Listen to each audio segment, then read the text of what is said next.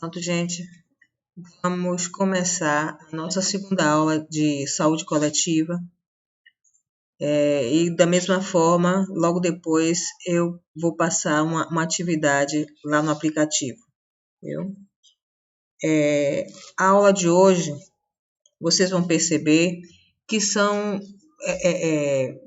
vai haver algumas repetições. E durante toda a disciplina assim acontece. Para que vocês fixem, né, mais o conteúdo. É teoria, né? Mas o assunto é fácil. Eu vou dar eu vou fechar ele como se fosse uma caixa para vocês entenderem melhor, porque hoje nós vamos falar muito mais das questões do profissional de saúde, do profissional de enfermagem, o modelo de assistência. Bem assim, nós ainda estamos na introdução de saúde coletiva, certo? E aí a gente precisa de toda essa parte teórica, que às vezes para alguns pode se tornar maçante, mas é importante para que vocês conheçam o teor do SUS, como foi que a base de sustentação dele. Aí nesses primeiros slides a gente fala da promoção de saúde e o modelo da vigilância da saúde. Não existe saúde coletiva se não houver uma vigilância, né? Vocês estão vendo aí, né? A questão de estar sempre colocando decretos, sempre estar orientando as pessoas, indo até os locais, e infelizmente a gente ainda necessita, ainda hoje, em pleno século XXI, da disciplina policial, porque as pessoas não conseguem entender. E tudo isso faz parte de uma vigilância. É de responsabilidade do governo a saúde da comunidade. Então, ele precisa estar vigilante para ver se todas as normatizações estão sendo cumpridas. Então, o que ele diz aqui? Que no contexto brasileiro, o campo da promoção da saúde é recente. Antigamente não tinha isso. Então, assim, essa vigilância, essas normatizações, tudo é novo. Novo que eu digo assim, tem uma certa idade, mas a gente diz novo porque foram anos de um atraso na saúde que hoje a gente consegue por algumas normatizações para tentar reverter o quadro antigo. Porém, com enorme potencial, dadas as demandas emergentes da década de 90, decorrente da descentralização preconizada pelo SUS. Então, repare bem, porém, com enorme potencial, dadas as demandas emergentes na década de 90, decorrente da descentralização. O que na verdade, a gente fala da descentralização? Como é que acontecia antigamente? Antigamente, você tinha o INAMPS, o INPE, primeiro INPS, depois INAMPS. Depois veio antes do CESAB, ainda teve o ISEB. Tudo isso era assim, eram os profissionais da saúde a nível federal, que era o INAMPS ou INPS, o pessoal do ISEB ou CESAB, que era do Estado, e tinha o grupo de profissionais da área municipal. Então, eram 3 categorias, né, federal, estadual e municipal, isoladas, cada uma fazendo o seu trabalho de uma forma separada. Então, quando a gente diz assim, quando a gente fala em descentralizar, ou seja, não deixar ou com o Estado, ou com o município, ou com a esfera federal, mas fazer uma coisa só, que é isso que preconiza o SUS. Então, preconizada pelo SUS na Constituição de 88, que favorece a descentralização e o fortalecimento da participação popular e o controle social da população nas questões de saúde. Então, assim, essa coisa de valorizar a opinião pública, a capacitação do povo, a trazer para si o povo, para educar, para que ele auxilie na saúde, é coisa recente. Então, quando a gente fala no antes e o depois do SUS, é exatamente isso. Antes você tinha uma saúde unificada. Cada setor, cada esfera tinha a sua equipe de saúde. Com a chegada, com a implantação do SUS, isso foi unificado. Não existe mais município, estado e federal. É uma coisa só. É o sistema, por isso que se diz Sistema Único de Saúde. A saúde no Brasil, antes da criação do SUS, foi isso que eu acabei de falar. Ou seja, eu não sou tão velha assim, né? Mas, de qualquer sorte, eu sou de uma época em que eu participei dessa transição. Eu participei, inclusive, de algumas reuniões que, na época, a pessoa que estava comigo era médico, e eu participei de muitas reuniões em que uma das primeiras portas a se abrirem para que essa unificação acontecesse foi a questão salarial, em que os médicos, principalmente os médicos, que o médico é unido, né? Então, assim, eles começaram a discutir por que é que os médicos do INPS, a nível federal, ganhavam mais do que os médicos da área do Estado. E aí começou-se a ver como é que um médico que tem a mesma função, um clínico que é a nível federal e um outro clínico que é a nível estadual, tem o mesmo nível, né, e ganham de forma diferente. E aí começou-se a abrir portas para que não vou dizer uma revolução, mas para que abrisse as portas para que as pessoas sentassem para conversar sobre isso.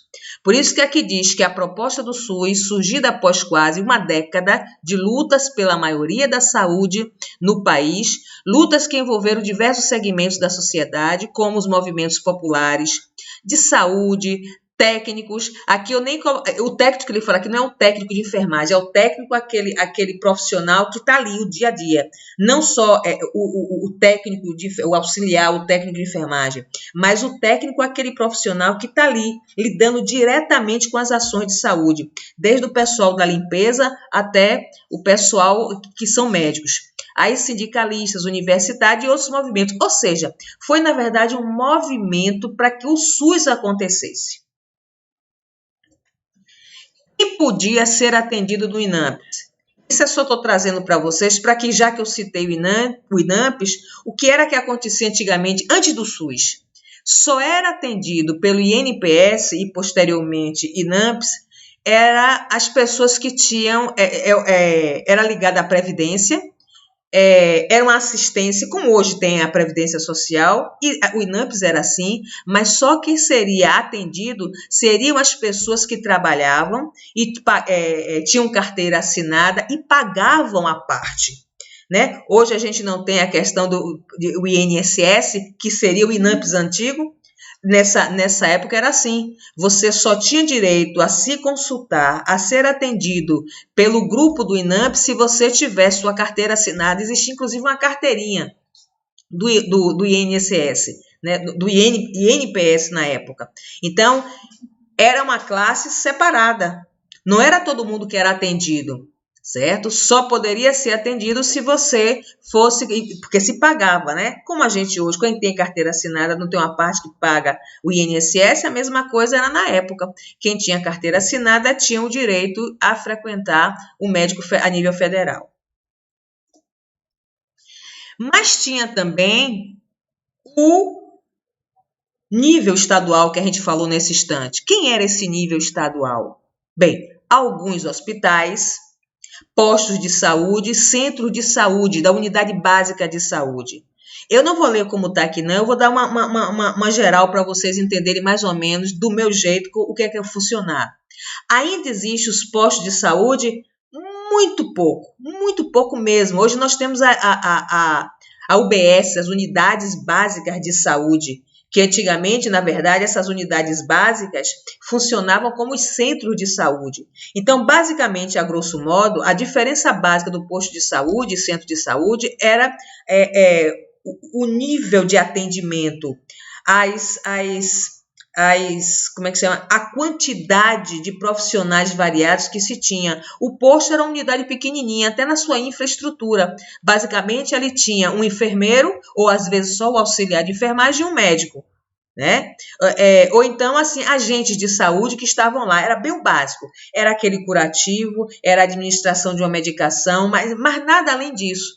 Já o centro de saúde já era mais amplo. Você tinha lá, inclusive, em algumas unidades, 7 de abril era o que eu mais frequentava, eles tinham lá até para microcirurgias, né? Então você tinha um ginecologista, você tinha um clínico, você tinha, às vezes até você tinha um psiquiatra, tinha o dentista, ou seja, era uma unidade maior. E tinha o SAD, Serviço de Apoio e Diagnóstico e Terapia, ou seja, era uma prestação de serviço gratuita à população em que se fazia a questão dos exames, né? Isso dentro do centro de saúde. Então, eram unidades que, por exemplo, se você tinha também, às vezes, a depender do quantitativo do bairro, se fosse um bairro que tivesse um número de população, de pessoas pequeno, era o posto de saúde que estaria lá. Um bairro populoso, você teria um centro de saúde. A Liberdade teria um centro de saúde, 7 de abril, ou seja, são bairros populosos que teria o centro de saúde por ele ser maior. Isso tudo antes do SUS, como é que acontecia? O que foi? Quais são as principais mudanças que ocorreram a partir do SUS? A partir da hora que o SUS foi implantado, o que foi que aconteceu com a nossa saúde? Bem, considerando que o SUS é uma política pública avançada, tem como princípios, além do direito à saúde, a participação da população, certo? Por mais que a gente diga assim, poxa, eu não vejo a população participar. Participa. É que nós brasileiros temos o hábito de cruzar os braços e tudo que todo mundo joga para a gente diz amém. E não é assim. Existe, né, as comunidades, as pessoas que são politizadas, elas têm essa questão de brigar, de ir à frente dessas questões, principalmente os centros comunitários dos bairros. A integralidade e a equidade das ações. Então, veja só, ele quando chegou, o que foi que ele fez? Deu o direito à participação do povo. O povo conseguiu conquistar essa famosa equidade, essa igualdade nas questões da saúde. Então, na nossa UPA pode ser atendido Dona Mariazinha, pobrezinha, que ela trabalha com reciclagem, mas Dona Gertrudes, de Alcântara do Prado, ela também pode ir lá. Ou seja, essa equidade e essa questão integralidade, ou seja, olhar o indivíduo como um todo, isso foi depois do SUS. A concretização desses princípios requer, entre outros aspectos, a estruturação de um novo modelo assistencial, o SUS, cujo foco da atenção esteja voltado para os determinantes das condições de saúde de uma população, e não apenas para o tratamento das doenças. Então, quando o SUS chegou, o que foi que ele fez? Ele não olhou só as doenças.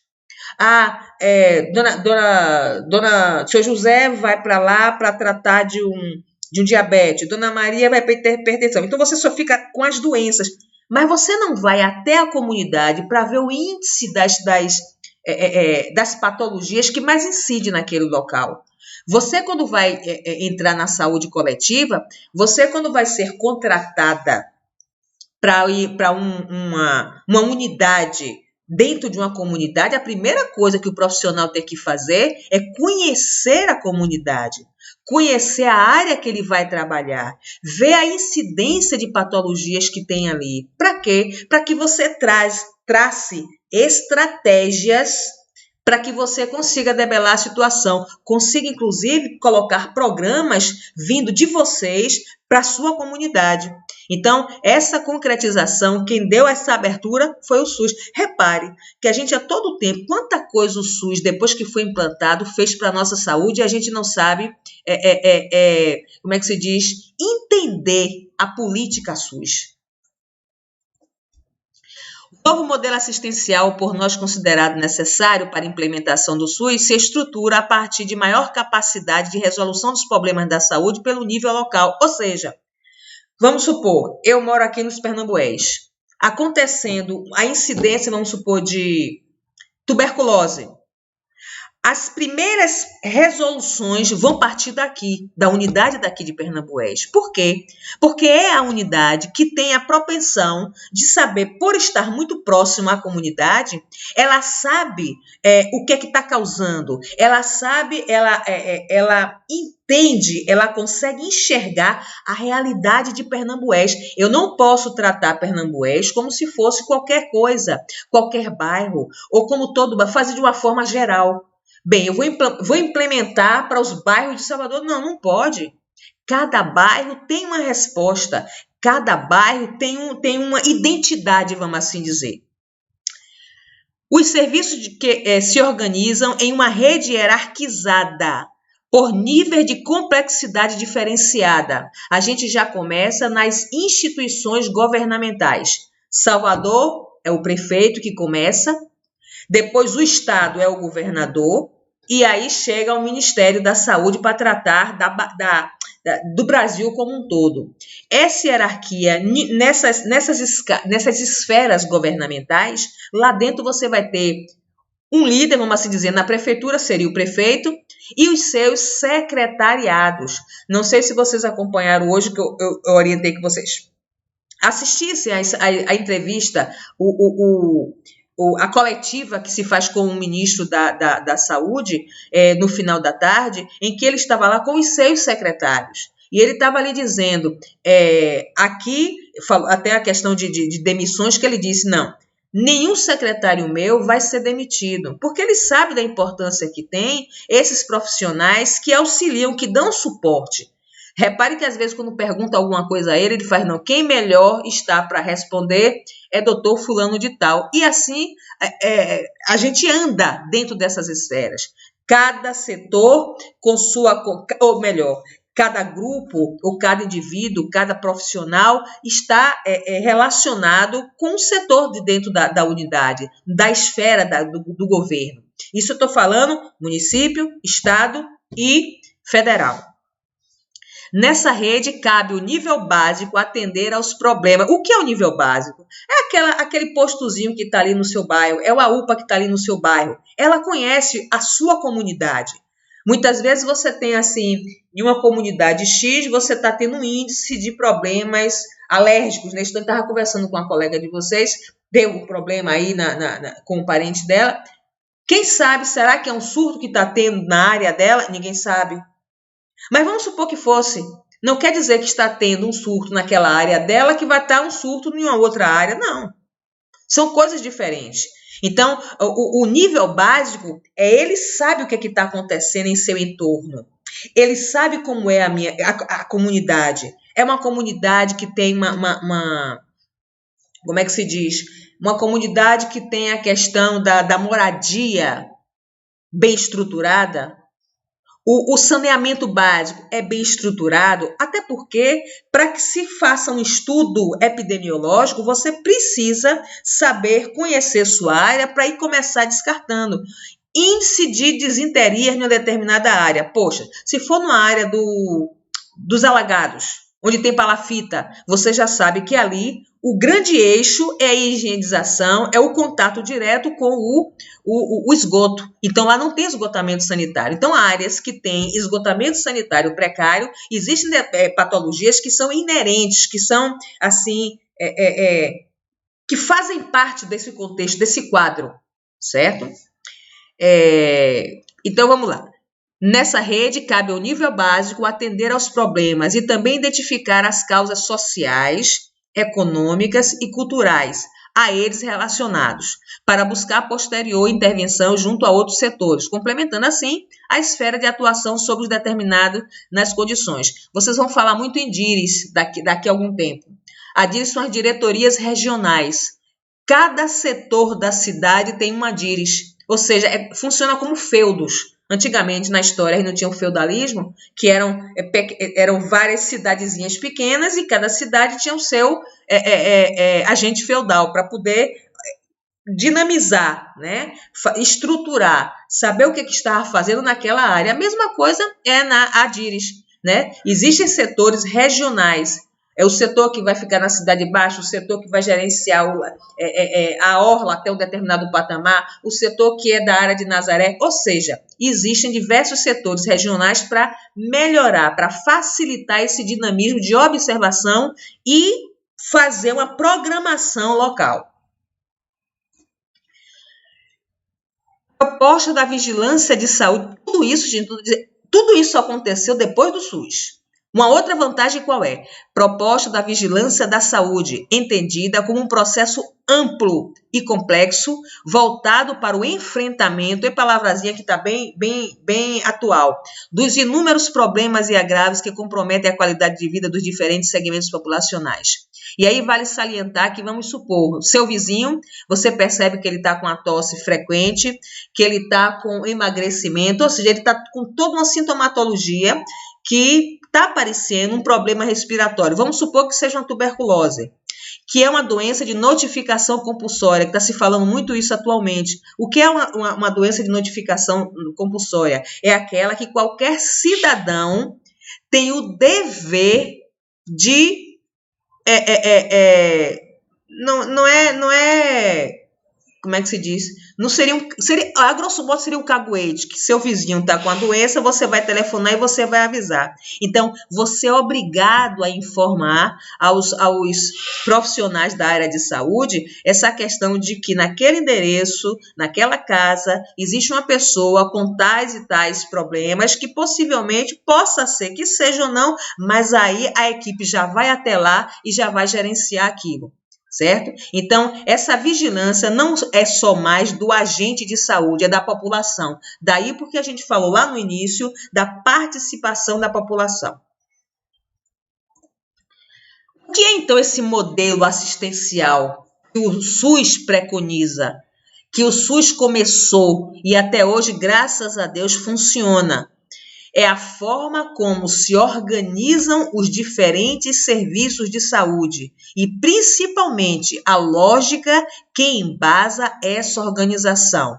Então, na verdade, esse modelo assistencial é o agrupamento de vários profissionais, é o agrupamento de vários serviços, desde o esgotamento sanitário até a questão do lixo, até o médico.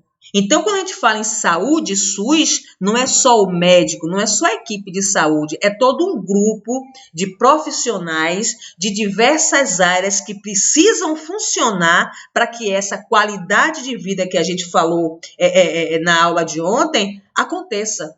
Não existe qualidade de vida só olhando para tratar a doença.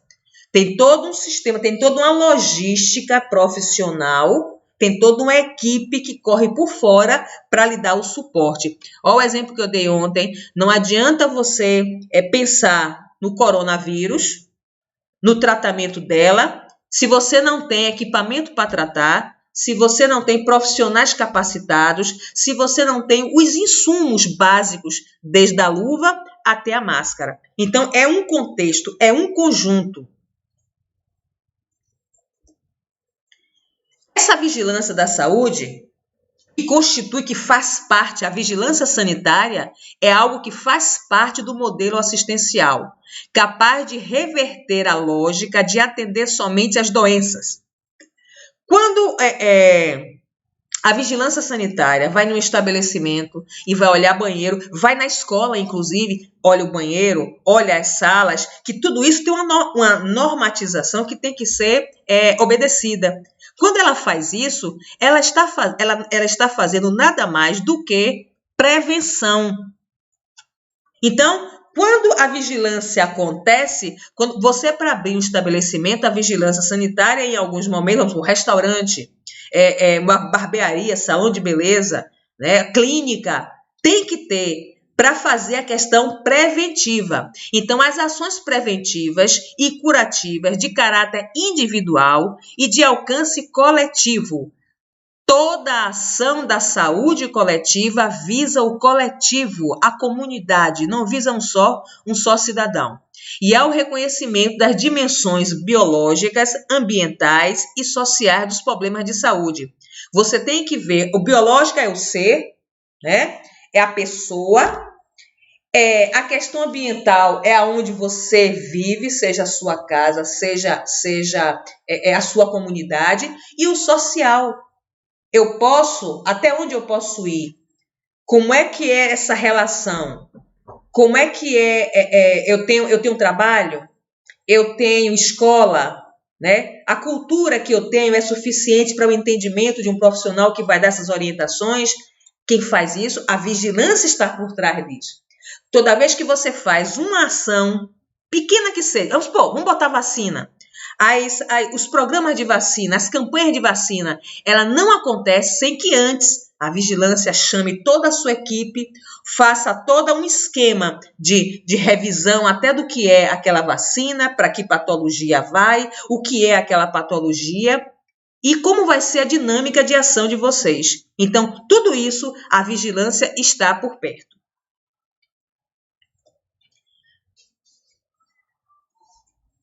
Onde é que entra o profissional da saúde e a vigilância? A importância do profissional da saúde para a vigilância. Não se faz vigilância sem o profissional da saúde. Com isso eu estou dizendo da importância de vocês. Ninguém vai colocar um açougueiro para fazer uma vigilância. Não vai não. Quem vai é um profissional da saúde que tem prática nas questões higiênicas. Então, podem construir uma assistência integral à população atendida nos serviços, promovendo a melhoria da qualidade de vida. E é fundamental que estejam aptos a reconhecer tanto as condições que existem e que geram possíveis problemas. Ele tem que conhecer um pouquinho de cada coisa. Ou seja, se eu sou o profissional da saúde, que faço parte da educação da população, que faço parte da vigilância da população, eu preciso entender. Eu preciso reconhecer toda a minha comunidade, eu preciso estar... Inclusive, às vezes, mais para frente eu coloquei até uma observação, os agentes de saúde, ou melhor, os agentes comunitários são perfeitos para fazer isso. Muitas vezes, eu tenho o doutor Herculano, um grandão aí da saúde, e tenho Dona Mariazinha, que ela põe a bolsa dela do lado e sai andando de casa em casa como agente comunitário. Numa questão de vigilância, numa questão de você ir em loco, atingir seu público-alvo, eu sou mais Dona Mariazinha. Por quê? Ela tem a mesma linguagem.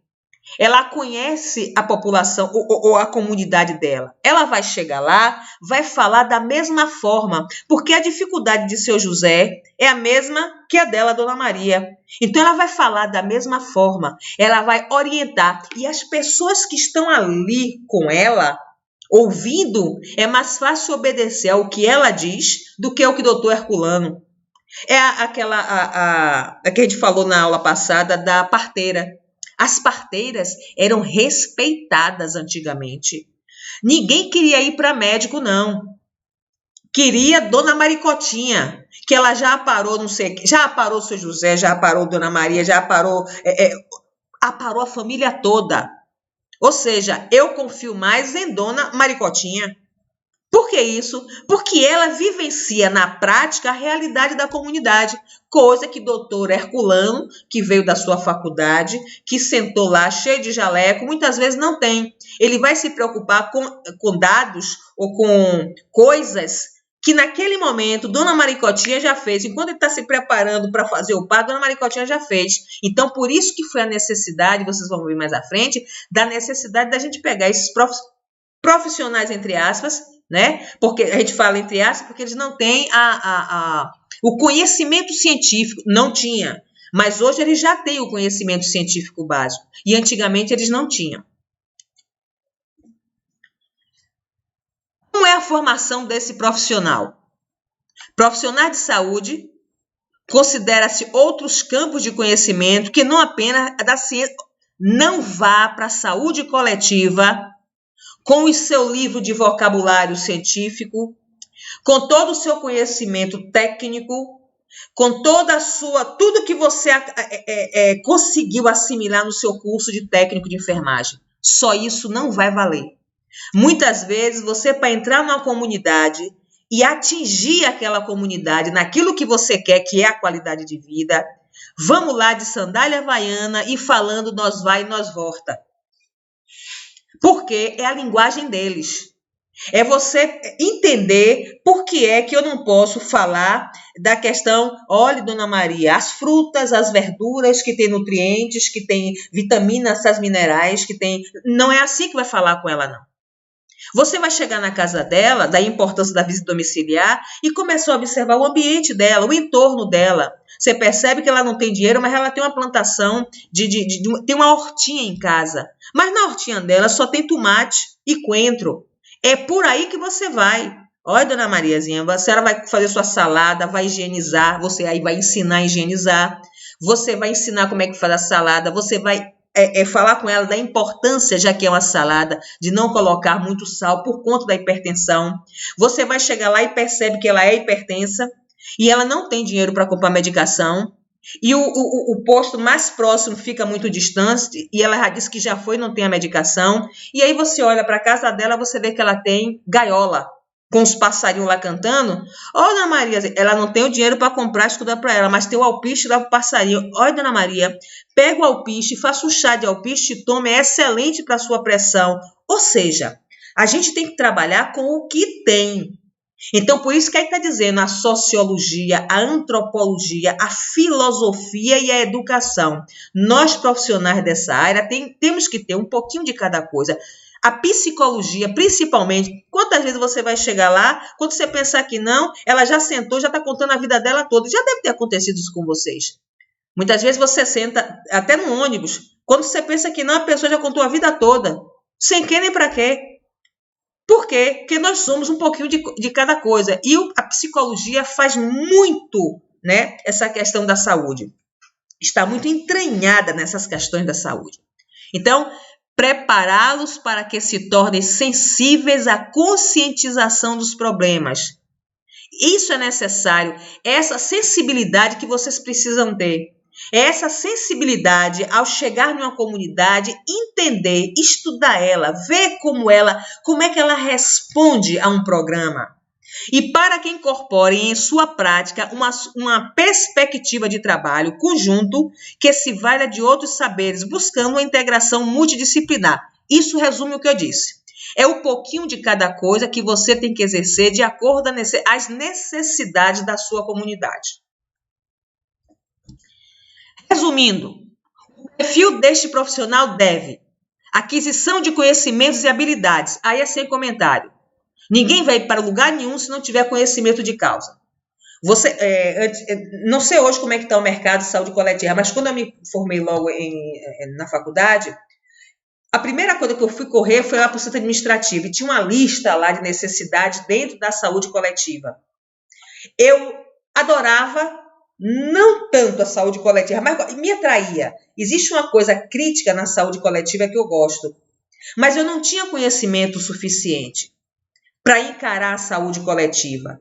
Porque, inclusive, você vai lidar com pessoas muito mais carentes. É o corpo a corpo. E se for no interior, gente, ainda é bem pior, porque no interior se respeita o profissional da saúde como se fosse um deus. O que você disser é lei, é padre e as pessoas da área de saúde, que muitas vezes lá no interior não tem nenhum médico. Tem um técnico como vocês que vão ficar lá respondendo por tudo, de uma forma inadvertida, mas infelizmente é o que tem. Então, como é que você não vai ter conhecimento e habilidade de alguma coisa? Não pode. Então, ele diz que precisa, para você lidar com a problemática da saúde da população, com base no perfil epidemiológico. Perfil epidemiológico é aquele negócio, você conhecer a sua comunidade para saber quais são as incidências mórbidas que tem ali.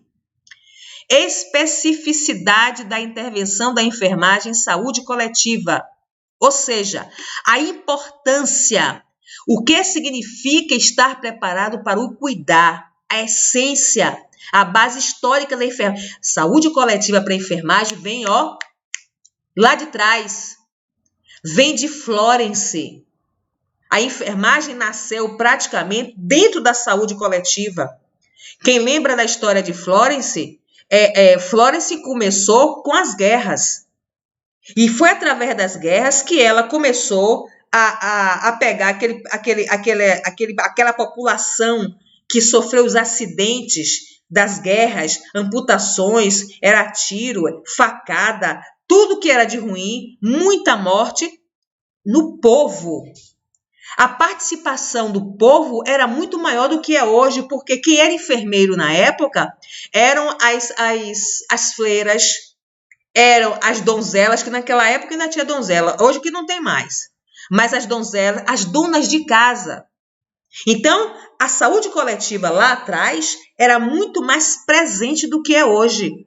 E hoje nós temos uma saúde coletiva com como é que eu vou dizer, com um progresso absurdo, né? Com uma profundidade, mas que a gente não sabe aproveitar. Eu uma vez perguntei a uma aluna minha, que eu espero em Jesus que ela deve estar já ardendo no fogo do inferno, de tão irresponsável que ela era, que a gente perguntou assim, serviço de puericultura. Ela me disse que ela tinha alguma coisa a ver com a poeira, sem brincadeira alguma. E a gente sabe que a puericultura é uma ciência, é uma atividade dentro da pediatria.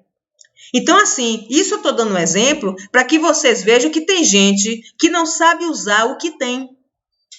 Você só vai no posto de saúde, que ali não é para cura, ali é para fazer a profilaxia, é para acompanhar você que saiu do hospital, aí aquela unidade básica vai lhe dar o suporte, mas não é.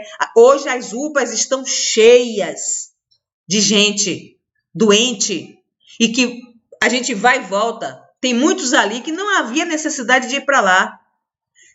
Quando vocês chegarem no estágio de pediatria, vocês vão observar mães com filhinho no colo, com patologias que ela podia resolver. Porque antigamente era assim. A minha avó, a minha mãe, quando a criança estava chorando demais, é o dente que está nascendo. Vamos pegar um mel rosado, vamos passar na gengiva, vamos pegar uma pasta d'água, passar naquela coceira. Ou seja, só ia para o médico quando realmente tinha algo que seria inerente ao médico, como você não pode resolver em casa.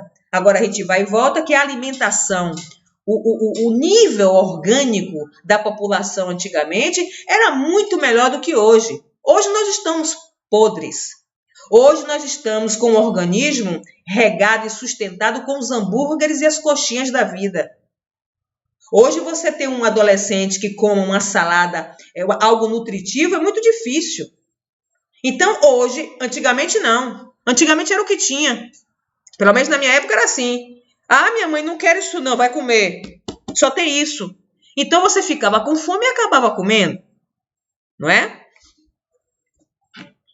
Mais do que reproduzir procedimentos ou desenvolver ações de caráter fragmentado, pré-consulta, pós-consulta, que a enfermagem já faz, hoje, em algumas unidades de saúde básica, você tem um enfermeiro fazendo pré-natal, ligadas ao programa de saúde. Ou seja, o que ele está querendo dizer aqui é o seguinte, a enfermagem, agora eu estou falando da enfermagem como um todo, ela hoje não está mais só naquilo de curativo, ela hoje muitas vezes assume a unidade. Então, eu disse na aula passada, muitas vezes você vai chegar no interior que não tem nenhum médico, nem um enfermeiro. Tem locais muito distantes, principalmente quem vai quando formar, que não seja casado, que tenha um espírito assim empreendedor, de se jogar na profissão para ganhar dinheiro, tem que ir para um lugar onde não tem nada. E aí você, profissional, vai ter que aprender a lidar com isso.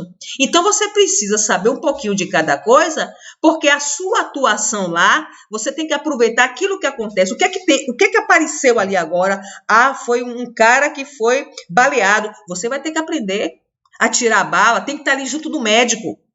Tem que ter interesse. Ah, eu não tenho um bisturi para fazer uma coagulação, vamos pegar a faca. Os índios faziam assim. Pega a faca, esquenta, vamos botar lá, fazer a eletrocoagulação. Ah, eu não tenho como esterilizar.